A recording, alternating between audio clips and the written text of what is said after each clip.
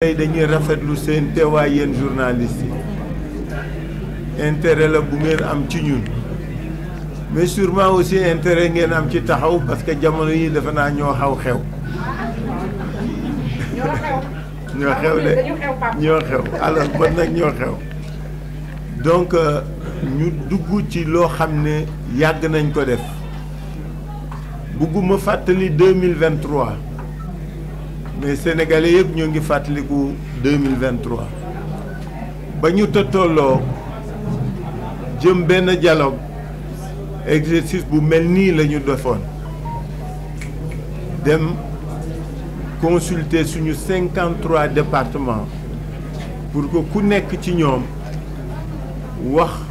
lan mooy sa xalaat ci dialogue bi ndax dañuy demam duñu dem 2023 weesu na ñoo ngi 2025 et taxawu toujours dans sa démarche de cohérence de constance a usé du même principe et du même procédé pour dem waxtaan ak suñuy camarades waxtaan woowu léegi moom la ñu doon dépouillement boobu lañ doon def ci kaw defe naa Seydina moo leen di joxaale résultats yi parce que kenn santuma ko Seydina dana lire déclaration bi wax leen ban décision la ñu jël ci dialogue national dialogue politique bi parce que c'est pas un dialogue national c'est un dialogue politique mu wax leen ban décision lañ ci jël di leen wax nag ni xawoon naa jël retrait ci débat wu politique ak débat public bi incha allah très vite je vous donne rendez-vous boo xam ni daañu waxtaane suñu réew waxtaane askan wi ak dundinam waxtaan fan la ñu toll ñun ci taxaw parce que xam naa ñu bari yàkkamti nañ ko su amoon débat tey question yi dana bari mais ce sera pour très vite et très bientôt donc ma bàyyi Seydina mu liiral leen suñu déclaration ma gërëmaat leen sant leen ci seen teewaay jéggalu ci tardé bi parce que 5 heures lañ leen waxoon ñu jéggalu ci tardé bi parce que xam man école bi ñu ma formé ponctualité laa xam su ma tardé damay jéggalu damay baalu donc maa ngi jéggalu di baalu te di leen gërëm di leen sant et je donne la parole je laisse la parole à Seydina ñu jéggalu rek sànq wax nañ leen ni am na camarades yu fi nekkul màkk gi dafa door te màkk léegi moom ñëppay dem màkk Cheikh Gueye communiste sax dem na màkk alors su Cheikh Gueye mënee dem màkk moom ñëpp dem màkk donc ma bàyyi Seydina mu lire déclaration bi je vous remercie. ngi jéggalu ci tardé bi li ko indi c'est compte tenu de la nature de la réunion comme de coutume Taxawu a l'habitude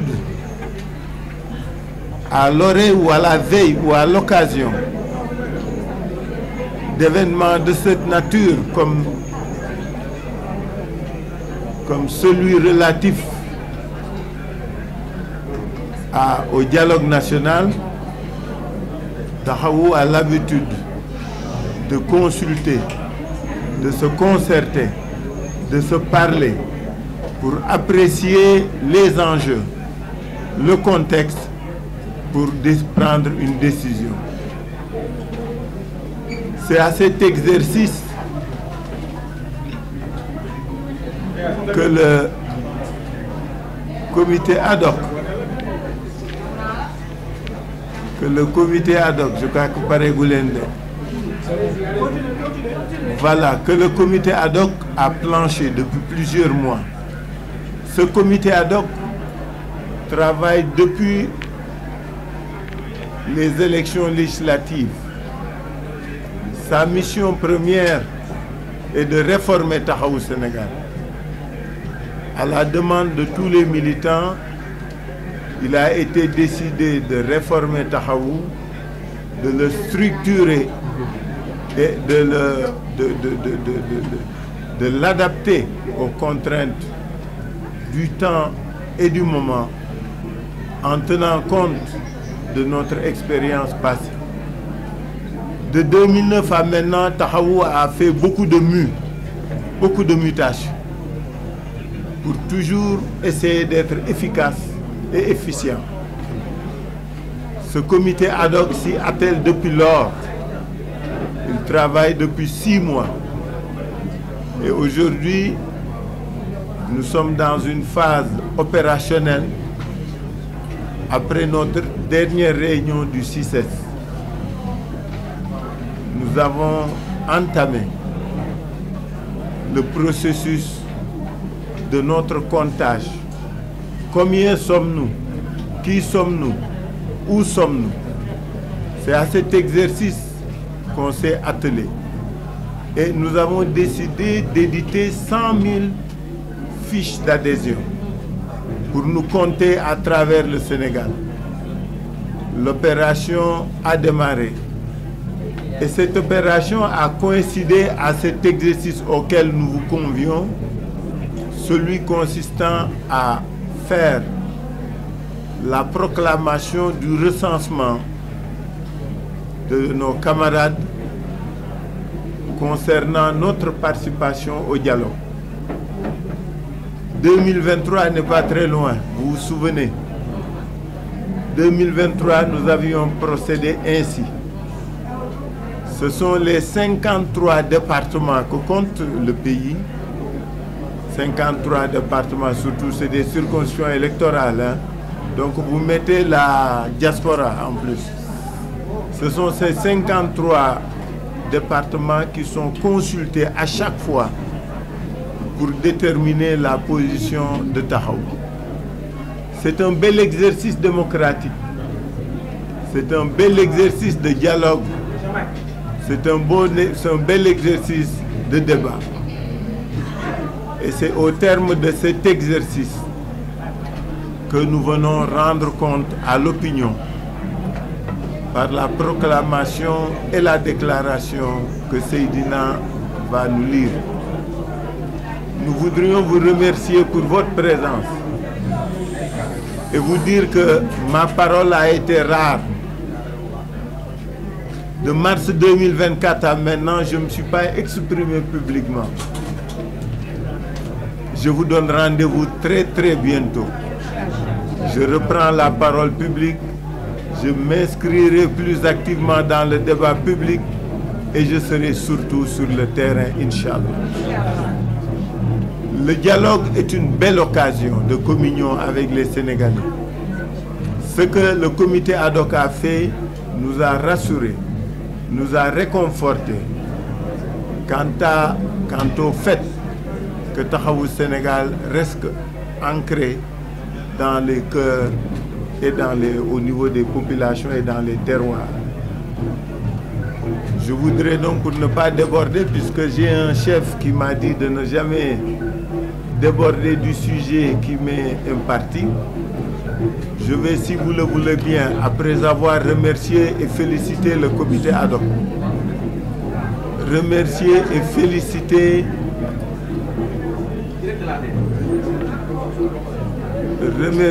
féliciter les départements qui ont participé à l'exercice, féliciter et remercier le comité ad hoc et les responsables. Laisser la parole à Seydina pour que l'opinion soit informée de notre décision. La déclaration issue de nos travaux. Le 3 avril 2025, s'adressant à la nation, le président de la République, Bassirou Diomaye Faye, a annoncé la tenue d'un dialogue national sur le système politique à partir du 28 mai 2025. Suite à cet appel, la plateforme politique Taxawu Sénégal, fidèle à son esprit de concertation et à sa tradition démocratique interne, a procédé à une consultation de ses instances de base. Dans cette dynamique, les structures des communes, des départements et de la diaspora ont engagé un débat démocratique à l'issue duquel elles ont exprimé leur position. Après avoir recueilli les positions des instances de base, Taxawu Sénégal a tenu une réunion de restitution et de synthèse aujourd'hui pour acter sa décision sur l'appel au dialogue national sur le système politique. Ce processus inclusif a donné lieu à une participation large, reflétant la vitalité du fonctionnement interne de notre organisation. Il en ressort que la majorité des structures consultées s'est prononcée de manière claire pour une participation au dialogue. Taxawu Sénégal se félicite de la maturité et de l'esprit de responsabilité qui ont marqué ce processus démocratique. En 2019, dans un contexte empreint de tension, alors même que son leader, M. Khalifa Ababacar Sall, subissait une incarcération injuste et arbitraire, malgré la condamnation de l'État du Sénégal par la Cour de justice de la CEDEAO, Taxawu Sénégal, fidèle à son sens élevé des responsabilités républicaines, avait choisi de participer au dialogue national initié par le président de la République d'alors. Car, dans une démocratie, même en période de crise, le dialogue doit rester la voie de résolution des conflits et le principe pour bâtir un consensus autour des règles de participation de la vie politique et de dévolution démocratique du pouvoir. Dans cette droite ligne, en 2023, Taxawu Sénégal, sans reniement ni compromis, avait de nouveau répondu avec responsabilité et cohérence à l'appel au dialogue. Cette position s'inscrivait dans la continuité d'un engagement républicain constant que notre plateforme a toujours incarné depuis sa création. En décidant, sous l'accord de ses bases politiques, de prendre part au dialogue national prévu le 28 mai, la plateforme Taxawu Sénégal réaffirme avec constance sa volonté inébranlable de placer l'intérêt supérieur de la nation au-dessus de toute considération partisane. Taxawu Sénégal rappelle ainsi avec clarté que le dialogue entre pouvoir et opposition, loin d'être une faveur concédée ou une allégeance consentie, constitue une exigence dans le cheminement démocratique d'un État. Il ne vise ni à effacer les clivages légitimes, ni à niveler les convictions, mais à créer un espace de lucidité partagée. Taxawu Sénégal portera au cœur de ce dialogue les préoccupations politiques, sociales, économiques et judiciaires de nos concitoyens et défendra une vision empreinte d'équité, fondement d'un cadre institutionnel équilibré. Merci beaucoup. ñetti fan ci weeru avril bi ñu weesu njiitu réew mi da doon jokkalanteeg réew mi ci wàllu boobu nag mu ne dina woote pencoo bu yaatu ci li nga xamante ne mooy suñu doxalin ci politique ci ñaar fukki fan ak juróom-ñett ci weeru mai ci atum 2025 bi ñu nekk ci woote boobu nag plateforme bii ñuy wax maanaam kuréel politique bi ñuy wax Taxawu Sénégal nga xam ne taxawaayam dafa méngoo ak diisoo ak waxtaan ba noppi nag bàyyi banqaas yi ko séq di waxtaan seen biir waxtaan nañu waxtaan wu yaatu ak kuréel yi nga xamante ne ñoo ngan ko Taxawu Sénégal ci biir gox-goxaan yi ci wàllu boobu nag banqaas ak kuréel yi nekk ci communes yi nekk ci département yi ak ci bitim réew tàmbali nañu waxtaan wu yaatu boo xam ne kenn na ku ci ne wax nga sa xalaat joxe nga ko ba ñu saytoo loolu def nañu tey li ñuy wax réunion de synthèse maanaam daje boo xam ne dañuy xam mbir yi fan la féete te ci wàllu boobu nag li ci juddu mooy Taxawu Sénégal dina dem bokk ji ci ndaje ak waxtaan bi njiitu réew mi woote ci suñu système politique. doxalin boobu nag dafa méngoog ñun suñu doxalin bi ñu sosee Taxawu ak léegi liñ ci gis mooy ñëpp ànd nañ ci ak dal ak mat wér ci ne ñun yoon bii la ñu bëgg a jël te dara duñu ci jëlee waaye dañuy fàttali ci 2019 jafe woon na lool ci jaam yàlla bii di président Khalifa Ababacar Sall booba dañu ko tooñ laax ko jant bi ci ay caaxaan Cour CEDEAO jamono jooju newoon na ni Khalifa Sall mi ngeen gis dañu ko tooñ te loolu jamono dox na ba yàlla jox ko dëgg terewul woon coono bu doon dund mitit biñ nekkee woon di naxaru xol terew ñu woon dem waxtaani ji ndax loolu ci li tax ñu sos taxawu Sénégal ci la bokk maanaam fépp fu ñuy pencoowe ak waxtaane jëmukaayu réew mi dañ fa war a am cër am fa kàddu ci li gën a gàtt maanaam at yi ñu weesu ci 2023 taxawu Sénégal daj na ci lu mburu dajul ci taal maanaam tuumaal leen ñu sikkal leen ñu xoxatal leen ñu lottal nañ suñu kuréel bi ñu yor waaye loolu yëngaluñu la ñu def mooy demaat waxtaan boo xam ne la mu jur muy ay jongante yu jur jàmm ci réew mi ndax lu dul jàmm moo ko gën te ci loolu la ñu xamee taxawu Sénégal bañ ko sos ak léegi ndogal bi ñu jël nag ànd ak suñuy kuréel ci wàllu politique maanaam yi nga xamante ne ñoo ngànk taxawu Sénégal ci biir gox-goxaan yi jàpp nañu ne dañuy jël njariñu réew mi féetale ko ci kaw waaye du ñu xool li neex Khalifa Sall def ko déedéet du ñu xool li neex Massamba wala Mademba ñu def ko déedéet waaye dañuy xool njariñu réew mi ak ëllëgu réew mi yan taxawaay la si taxawu Sénégal war a am ñu ànd ci ak réew mi pour réewum Sénégal nekk réewum jàmm ak réewum naataange ci wàllu boobu nag dañuy leeral ne dem dialogue du baari yëgoo dem dialogue du fa nga riigu woon ci ngëm-ngëm nga koy soppi déedéet dara soppakiwul ci suñu doxalin ci pencoo ci démocratie ak ci dox jàmm pour réew mi comme ni ñu ko waxee suñu jël benn kàddu mën a nekk ci jàmm waaye dañu jàpp ne bu ñu bëggee tabax am réew ci xel lañ koy waxtaane xel mu sell bu ñu bëggee defar ab dëkk ci waxtaan ak pencu ak diisoo foofu la jamono toll loolu la jamono laaj ndax fitna kenn ñaanul yàlla mu judd cim réew moo tax taxawu Sénégal ci njëlbeenu tànkam jàmm lay dox te jàmm lay dox ba incha allah yàlla di ko jox nguurum Sénégal ci wàllu boobu nag dinañu ànd ak suñuy ñoñ lépp luy jafe-jafe bu askan wi di dund ci dundam bëccëg ak bëccëg lu askan wi di dund ci wàllu koom maanaam suñu tissu économique jafe-jafe ya ca ne suñu wàllu yoon maanaam le système judiciaire ak lépp lu làmboog tolof-tolof yu askan wi di daj taxawu Sénégal fas na yéene doon kàddub askan wi